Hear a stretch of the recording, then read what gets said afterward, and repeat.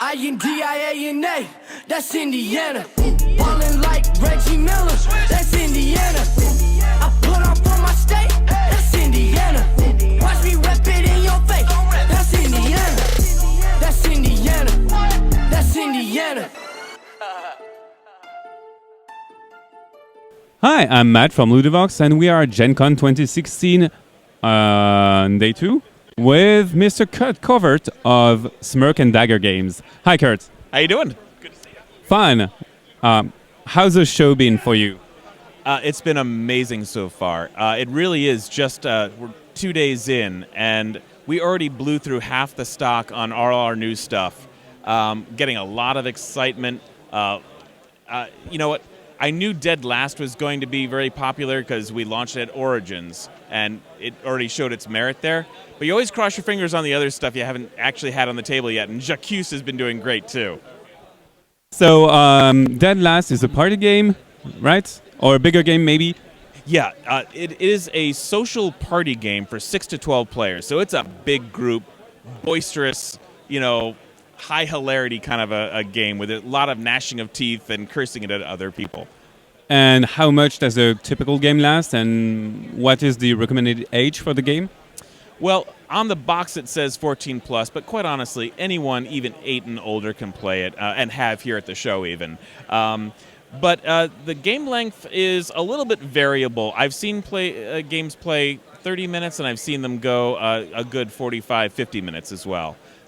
Okay, so Dead Last is a game of social collusion that's written in the box, and it is a retheming, well, not really a retheming, but a streamlining, I don't know, of Tontine. You are going to tell us more about it.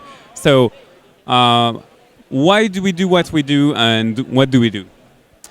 So, you're correct. This used to be called Tontine. We changed the name just to be a little bit more provocative, I think. The object is to be dead last. So it's a last man standing kind of game, and that happens every single round. So it is a social collusion game. Now, it's going to appeal to social deduction players, but there is no hidden traitor in this game. You are all equally allies and betrayers at the drop of a hat.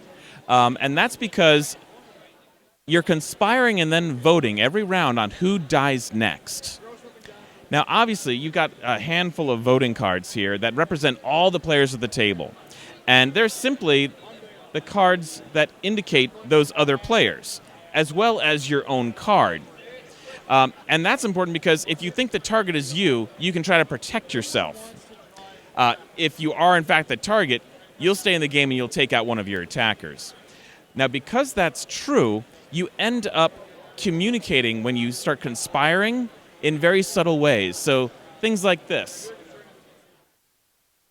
Or you can even take the cards in your hand, and as I'm talking to you about, who's going to, let's gang up on blue over there, I can flip this card around, and we're actually targeting you. You can't see, but I flipped this over forward. So anything is legal. You can even text somebody. You can get up from the table and whisper in someone's ear. Everything is legal, so long as you don't tip off your target, and that's the idea. But the one thing that's really interesting about this game is, obviously, when we vote, and we all vote at the same time, we flip it over, obviously whoever has the most votes is dead. But really importantly, if you did not vote with the largest voting group, you're also eliminated. So very quickly it goes from 12 players to 5 to 3, and it also forces you to make those alliances across the table, because if you don't try to influence them to vote your way, or see it developing and say, oh, I just saw what's happening, I'm going to jump on the bandwagon. If you don't do all that, you're going to be out of the game. So you're constantly looking around, eyes are darting back and forth, and it gets really funny. So why would we assassinate people and eliminate people? Is it related to those ingots here? Yes, thank you. So the last player standing every round gains 4 gold bars. Now, the gold bars are all numbered from 3 to 5 points, and that's variable. We don't know what that is. So the first player to reach 24 points actually wins the game. So even if you're eliminated, you're back a minute and a half later. And if you're using your time well, you're already conspiring for the next round with the other people who are dead. What about the ambushes? What if an ambush succeeds? So if you are accused and you have an ambush card. So if you have played your ambush card, it does not count as a vote against you. But what you're saying is, I saw you coming, and instead of me dying, I'm taking out one of the people who voted for me instead. But if I'm wrong and I'm not actually the target, I'm dead. So it's not a cure-all. Does it work when you are not accused but not in the majority? No, you either have to be in the majority. But basically, if you are not the guy who's voted for, whether it's a tie or not, you have to be a target in the game for ambush to work. Otherwise, you eliminate yourself. Yeah.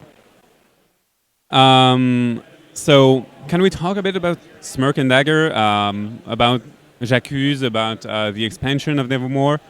Sure. J'accuse is another game that we have launching here at the show for the first time. Jonathan Lavallee is the designer. He's right out of Toronto. And he brought me a game it's interesting. It's kind of like Reverse Clue. It's not a whodunit game because we all done it. We killed the old miser, and he deserved it, by the way. But now, not all of us have to go to prison for that. So this is shoving evidence on other people, trying to get them accused of murder, and us go scot-free. One loser and a table full of winners who got away with murder. That's what J'accuse is all about. And the expansion for Nevermore? Oh, and Nevermore. Well, Nevermore is our card drafting game in Poe's universe. It was so popular, and I got actually challenged by another publisher to come up with character cards for the game. So now there are 12 draftable characters, all based on Poe. So got Usher and Legia, Dr. Tar, Professor Feather, all of those folks. And each has a unique ability for your human form, and should you be turned into a raven in the game, a separate ability. That, and it comes with really nice deluxe clay poker chips that replace the cardboard tokens from the original game. Yeah. So thank you, Kurt, and see you on Woodvox. Bye. INDIANA, that's Indiana. Ballin' like Reggie Miller, that's Indiana.